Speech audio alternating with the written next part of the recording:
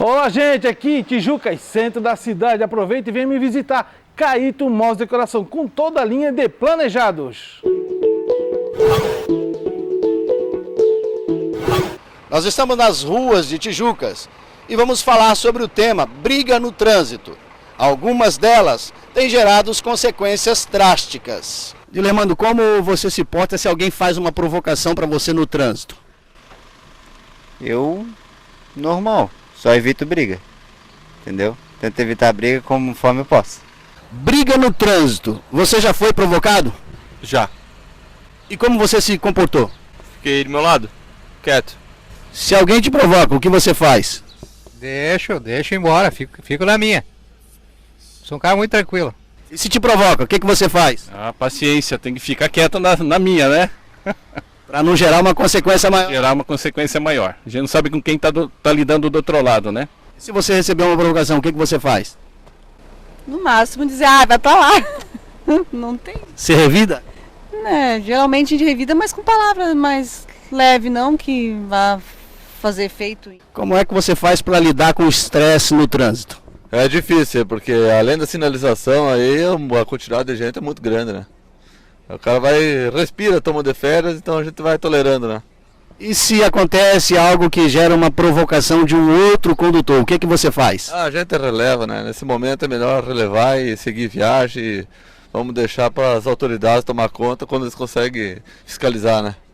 O trânsito está cada vez mais intenso, até mesmo nas pequenas cidades, e tem deixado muitos motoristas e motociclistas à beira de um ataque de nervos. A gente agora está mostrando aí algumas imagens que aconteceu próximo à praça de pedágio entre Tijucas e Porto Belo, mas o que acontece com frequência, muito mais do que a gente imagina em diversas cidades. A agressividade, falta de controle, impaciência e muitas outras coisas têm gerado esta guerra no trânsito.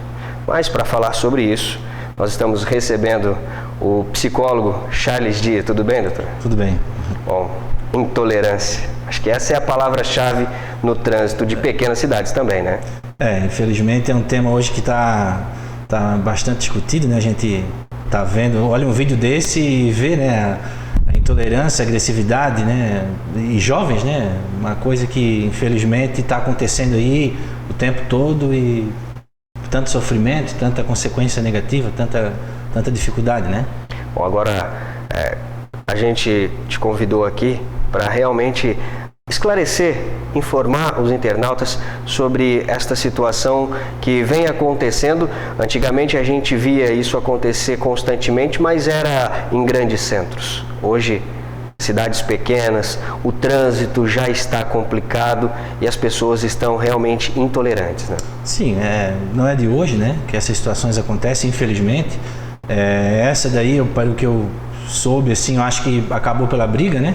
Mas infelizmente a gente sabe de outras que acabam em tragédias, né? As causas dessa intolerância são várias, né? Não dá para a gente dizer que é só uma ou outra, são várias, mas em geral eu vejo assim que o estresse do dia a dia, né? E também a questão da raiva, eu acho que é o que mais está levando as pessoas a tomar atitudes dessas violentas e agressivas. Dr. Charles, existe uma explicação para isso? Como é que por que as pessoas estão se comportando desta tal maneira? Bem, hoje as pesquisas estão mostrando que mais ou menos 35%, né, da população brasileira em geral tem estresse, está sofrendo de estresse, né? E a questão da raiva a gente vê aí o dia inteiro, brigas, discussões, até entre em casas e vizinhos, né? A gente passa na rua e vê as brigas, os conflitos e as situações, né? Então, em geral, eu vejo assim que na maioria dessas intolerâncias em relação a muito estresse, né? As pessoas estão muito estressadas e a raiva, né? O que é essa raiva, né? Que todo mundo fala, estou com raiva. O que seria a raiva, né? Eu vejo que a raiva é o seguinte: vamos imaginar assim que a pessoa é ofendida por alguém ou é magoada, né? Ela fica zangada. E aí, o que acaba acontecendo? O corpo dela se prepara, então, como eu estava dizendo, para atacar ou defender. Ela, então, também começa um processo cognitivo, né? Que ela, como se ela visse só uma visão de túnel. Então, ela não consegue mais pensar outra coisa a não ser aquela situação que está acontecendo ali na frente. Ela fica como se fosse cega para as outras coisas, né?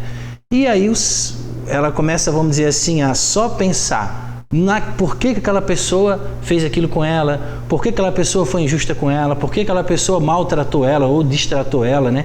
E ela não consegue mais pensar outra coisa, ela só fica pensando naquilo, se foca naquilo.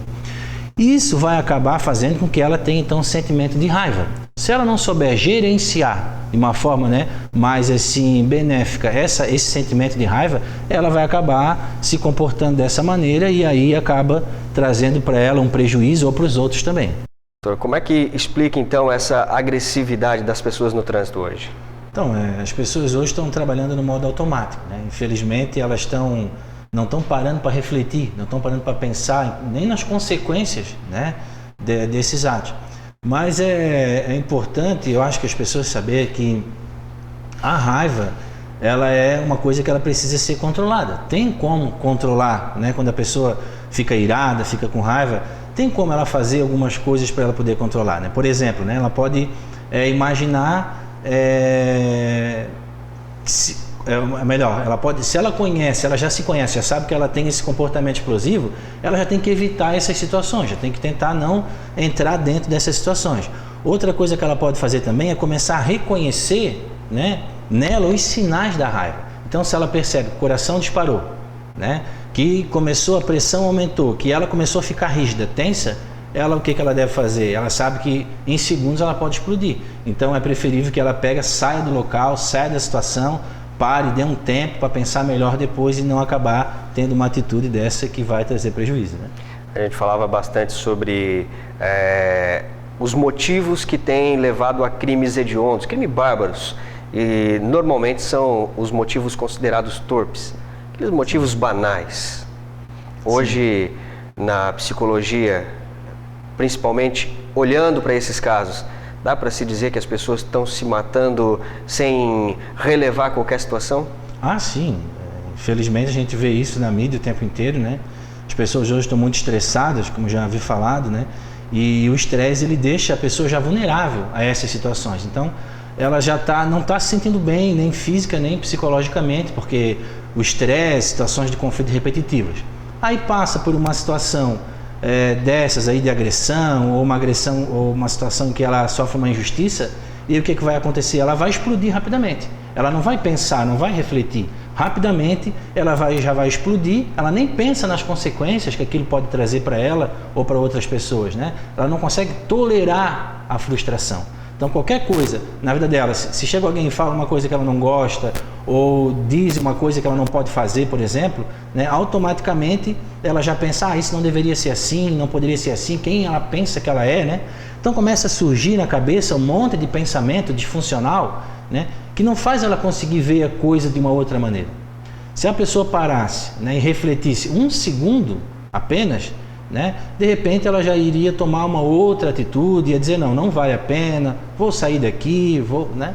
Mas infelizmente as pessoas hoje estão vivendo assim de uma maneira muito automática, né? Não estão conseguindo refletir e aí acaba tendo essas situações de assassinato, amigo com amigo, um amigo matando outro, ou em briga de bar, ou em briga de festa, que a consequência é uma tragédia, né? A gente vê aí na sociedade famílias e jovens perdendo a vida por causa de situações assim impossíveis, né?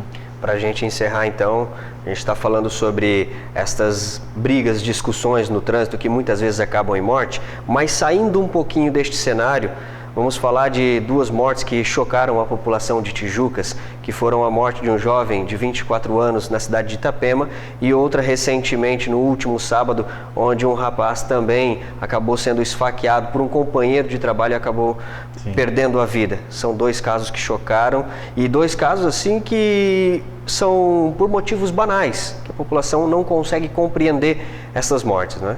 Sim, realmente não tem motivo, né? Estão festando, estão se divertindo ou estão no trabalho, né? E acabar numa situação dessa, né? De assassinato, de homicídio, né? Mas como eu havia falado, né? As pessoas hoje elas têm que se cuidar e quando, né, a pessoa perceber que ela tem esse comportamento explosivo por mais de 2 vezes durante uma semana, é importante ela buscar um profissional para ajudar ela. Existe um tipo de transtorno que se chama transtorno explosivo intermitente, né? Então essas pessoas são aquelas que a gente chama de pavio curto. Não sei se você já ouviu falar, né? Aquela tem pavio curto. Então essas pessoas, elas devem buscar ajuda, porque estourar em algumas situações não vai trazer tanto mal, mas em algumas outras, dependendo, né, do contexto, pode levar a uma tragédia, né? Então eu acho importante quem conhece alguém, né, que estoura com frequência, pode ser em casa, no trabalho, buscar falar sobre isso, o tratamento, pode ser o psicólogo, pode ser também um psiquiatra, né, para tentar resolver isso antes que aconteça, né, uma tragédia dessa que vai, infelizmente, destruir a vida dessas pessoas, né? Tanto da vítima quanto também dos agressores. Tá certo. Muito obrigado, então, Dr. Charles, Obrigado. por esses esclarecimentos, já que as pessoas estão cada vez mais explosivas